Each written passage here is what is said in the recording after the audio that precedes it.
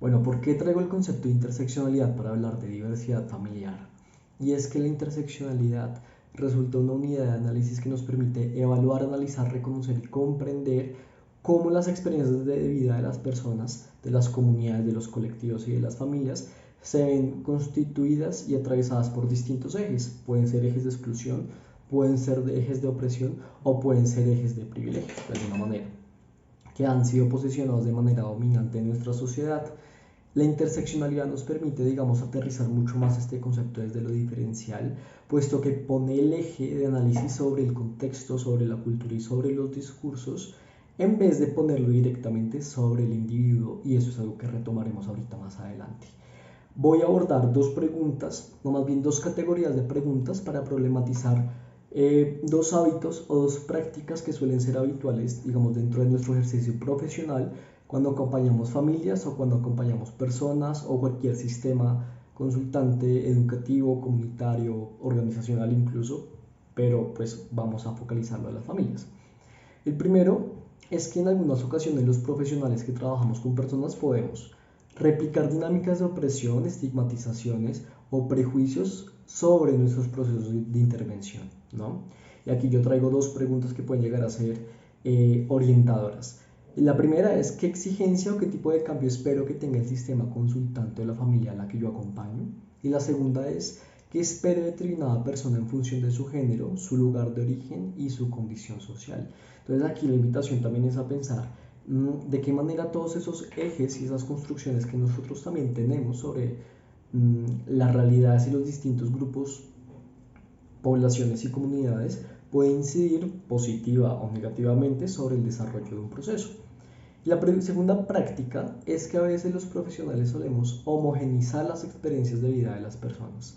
Es decir, asumir que todas las mujeres atraviesan experiencias similares, asumir que todos los hombres atraviesan exactamente las mismas experiencias,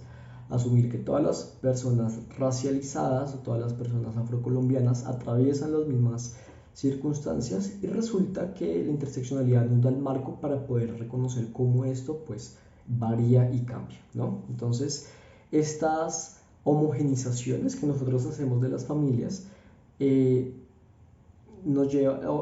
llegamos a eso desconociendo la relación que las familias tienen con sus contextos. Podemos también desconocer las descripciones que estos contextos hacen entonces de las familias, ¿no?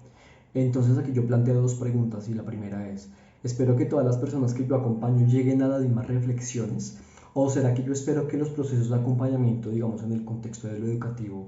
de una familia, sus hijos sean los mismos en una familia con condiciones económicas favorables, con tiempo y con capital cultural, respecto al acompañamiento que una familia puede hacer a sus hijos o hijas en contextos de vulnerabilidad o de empobrecimiento? Entonces digamos que estos dos categorías de análisis nos permiten entonces ir entendiendo lo que es la interseccionalidad. Y la interseccionalidad tiene un origen, y es el origen, es la fusión entre el activismo político y social de las mujeres negras y feministas con la academia, ¿cierto? Entonces, el primero tiene que ver con los feminismos negros en Estados Unidos y también en Latinoamérica, y los feminismos chicanos, es decir, de mujeres latinoamericanas que vivían en Estados Unidos, que comenzaron a analizar cómo las circunstancias que estas mujeres vivían, esas mujeres negras, eran radicalmente distintas a las situaciones que vivían las mujeres blancas, que también se enunciaban desde el feminismo, ¿no? Entonces llegó un momento donde el feminismo, digamos que pretendió ser abarcador de la experiencia universal de todas las mujeres,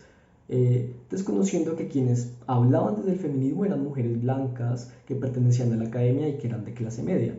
Y es un feminismo que de alguna manera dejaba por fuera a otros tipos de mujeres: las mujeres racializadas, las mujeres inmigrantes, las mujeres pobres, las mujeres lesbianas, las mujeres con condiciones de movilidad distintas. Entonces, esto fue, digamos que, un contexto en el cual surgió la interseccionalidad con la abogada Kimberly Crenshaw. Entonces, ella incorpora el concepto de interseccionalidad para hablar de las experiencias distintas de las mujeres y cómo los distintos ejes de opresión en los diferentes contextos determinaban, favorecían o no las experiencias que vivían las mujeres, principalmente las mujeres negras en Estados Unidos. Y un segundo, digamos, antecedente histórico, casi que un siglo antes, fue en 1851 con Sojourner Truth. Ella era una mujer negra que participó en todo el movimiento de la abolición de la esclavitud también, y ella se encontraba en Ohio en un congreso de mujeres, en lo cual también, digamos que de alguna manera, hablaban alrededor de las circunstancias que vivían, que experimentaban las mujeres, pero ella no se sentía reconocida de lo que las feministas blancas de ese entonces describían sobre el ser mujer. Entonces ella plantea una pregunta que se volvió un discurso, que se los voy a compartir, que se llama ¿Es que yo no soy una mujer? Hablando sobre cómo muchas de las cosas que estas mujeres denunciaban, por ejemplo, el estar relegadas a los espacios privados como el hogar, la condescendencia de los hombres hacia ellas, por ejemplo, abriéndoles la puerta, permitiendo que salgan primero de los lugares, eran condescendencias que no tenían con las mujeres negras. Entonces ella decía, bueno, si a mí los hombres no me tratan con esa delicadeza, con esa condescendencia, si mi lugar no es la casa, sino más bien mi lugar son las fábricas, son los cultivos, entonces ¿será que yo no hago parte de esa descripción que ellas están haciendo sobre las mujeres? Entonces démonos cuenta que aquí ya hay unos elementos completamente importantes, y es que sí, una mujer negra en condición de empobrecimiento tiene condiciones completamente distintas de una mujer blanca de Estados Unidos de clase media, ¿no? Entonces aquí ya las experiencias comienzan a ser muy diferentes y la interseccionalidad nos otorga ese marco para comprender que las circunstancias, los dilemas, las emociones que atraviesan no van a ser nunca iguales, ¿no? Un segundo contexto, más hacia lo latinoamericano, tiene que ver con Domitila, que ella también en 1976, ella cuestiona mucho como esa sororidad de las mujeres y se dirige principalmente a las mujeres latinas y cuestiona mucho a Betty Friedman con su feminismo para las mujeres de clase media, cuando ella pregunta, ¿de qué igualdad vamos a hablar entre nosotras si usted y yo no nos parecemos? Si usted y yo somos tan diferentes, nosotros no podemos en este momento ser iguales aún como mujeres, ¿no? Entonces, démonos cuenta que la interseccionalidad surgió principalmente en latitudes distintas, en, digamos, escenarios distintos a los académicos blancos y de clase media, ¿no? Finalmente es Kimberly Crenshaw en 1986 quien aterriza este concepto. En términos generales, ¿qué es? Yo aquí recojo dos definiciones. La primera es la que hace la misma Crenshaw sobre, define la interseccionalidad como una herramienta para entender las formas en las que la ubicación de una persona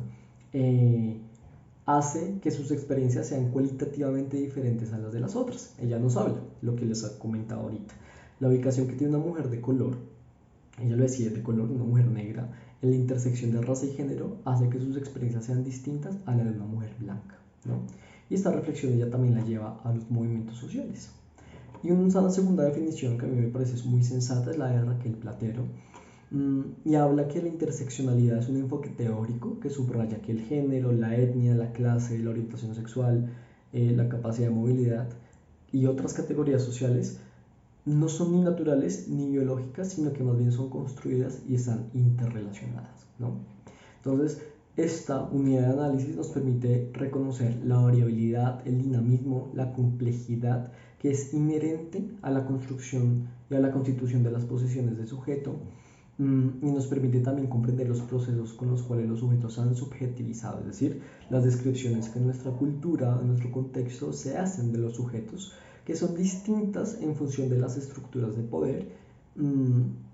que las constituyen, ¿no? Entonces, estas estructuras de poder los podemos ver como el racismo, como el sexismo o como el clasismo. Entonces, ¿por qué resulta tan pertinente para hablar de intervención familiar e interseccionalidad? Porque a veces podemos cometer el error de llevar a cabo un mismo proceso interventivo de acompañamiento con una familia que tiene unas condiciones sociales y culturales radicalmente distintas, ¿no? Sin embargo, la interseccionalidad tiene como una suerte de riesgos o una suerte de peligros si no se interpreta de una manera, o más bien si se interpreta de una manera errónea. Es decir, interpretar la interseccionalidad de una manera errónea quiere decir hablar de la interseccionalidad en términos de identidades, ¿no? Entonces, la interseccionalidad no es una comprensión identitaria o categorial de las personas, ni de las familias, ni de los sistemas, ni de las comunidades, porque las personas no son los sistemas de opresión, ¿cierto? Ni tampoco las personas son únicamente las descripciones que su contexto hace de ellas. Entonces aquí es muy importante reconocer que la categoría, raza, género, clase social, capacidad de movilidad, todas estas categorías no son la esencia del sujeto, y precisamente la interseccionalidad se contrapone a esta concepción esencialista de las personas. También se puede recurrir a un error de pensar que la interseccionalidad, al reconocer los distintos ejes de opresión que viven las personas, podemos llegar a pensar que entonces estos ejes son estáticos y universales. Entonces aquí es importante reconocer que es meramente contextual. Por ejemplo, una persona migrante en Estados Unidos, por supuesto, va a dejar de ser migrante en su país de origen. Y así esto puede llegar a parecer muy obvio, voy a ser muy enfático en esto, y es que es el contexto el que determina las condiciones de las personas, ¿no? Veamos el concepto, por ejemplo, de la raza, ¿no? No son las personas negras, no son las personas afrocolombianas las que tienen unas identidades determinadas, sino es nuestro contexto histórico, racista y colonial el que les da determinadas características, el que les otorga determinados estereotipos, y es el sistema el que determina, pues de alguna manera, sus modos de vida, ¿no? Que de alguna manera esto es algo que nosotros desde en las intervenciones muchas veces, por favores en la técnica, ignoramos, ¿no? Entonces no es ni estático ni universal, y es erróneo decir que las personas somos interseccionales o que las personas son interseccionales. La interseccionalidad no busca crear nuevas categorías identitarias, y no se trata de entender a las personas como con ciertas características, porque si lo entenderíamos así, entraríamos en una crisis con las personas que no entrarían por completo en esa categoría. O sea, entraríamos en crisis cuando, digamos, una persona, una mujer negra, no entra completamente en mi categoría preconcebida sobre lo que es ser mujer negra, ¿no? Otro error, y uno de los últimos que voy a enunciar cuando se malinterpreta el tema de la interseccionalidad, tiene que ver con que en la manera en que se asumimos que la interseccionalidad es una cualidad del sujeto, podemos retomar entonces aquí el concepto de Jean-Marie Hancock cuando ella habla de las Olimpiadas de la opresión, ¿no? Y ella habla de que algunas veces desde nuestras buenas o malas intenciones que podemos llegar a tener como profesionales, podemos pensar que un sujeto es una suma, una cuantía de opresiones que se van multiplicando sus efectos, y podemos llegar a pensar que entonces pueden existir opresiones más opresivas que otras, o situaciones contextuales más o menos favorecidas que otras, llegando como a acumular en los sujetos estas categorías. Entonces, más bien, la invitación también es a ver la interseccionalidad como unos lentes que a nosotros y a nosotras como profesionales nos permite tener una mirada más crítica sobre los dilemas, las situaciones y las problemáticas que están atravesando las familias, y no solamente como un marco de intervención e investigación, sino también como un marco que nos permite meta observar y revisar cuáles son los marcos bajo los cuales yo estoy comprendiendo a los demás. ¿Listo? Aquí hay un punto muy importante que lo vamos a profundizar en las lecturas que voy a dejar sobre el rol político que tiene la intervención familiar, social y comunitaria, y es que, como lo mencionaba al comienzo de esta breve clase, los terapeutas, los profesionales, las profesionales podemos replicar sistemas de opresión, pero también estos marcos en los cuales nosotros estamos inmersos pueden orientar la forma en la que nosotros comprendemos un fenómeno. Y aquí hay algo muy valioso, que eso también se lo podríamos deber a las ciencias de la posmodernidad, a las ciencias postestructurales, y digamos que la mirada más sistémica y narrativa, incluso desde la cibernética del segundo orden, a reconocer que nosotros y nosotras también hacemos parte de estos contextos que nosotros entramos a analizar. Nosotros no estamos fuera de estos contextos, nosotros no podemos asumir una posición neutral, sencillamente porque también estamos y hemos sido socializados bajo estos mismos marcos, bajo estas mismas categorías que hoy hemos entrado a analizar, ¿no? Por eso entonces vale la pena que los ejercicios de intervención con familias o con sistemas también esté atravesada por una constante metaobservación, una constante evaluación sobre los marcos que nosotros mismos comprendemos, ¿no? De ahí entonces la interseccionalidad también llega a ser una categoría útil para nosotros como profesionales en diferentes campos: lo investigativo, lo familiar, lo comunitario, lo organizacional, lo educativo, lo político y la forma, pues digamos que, de entender el mundo.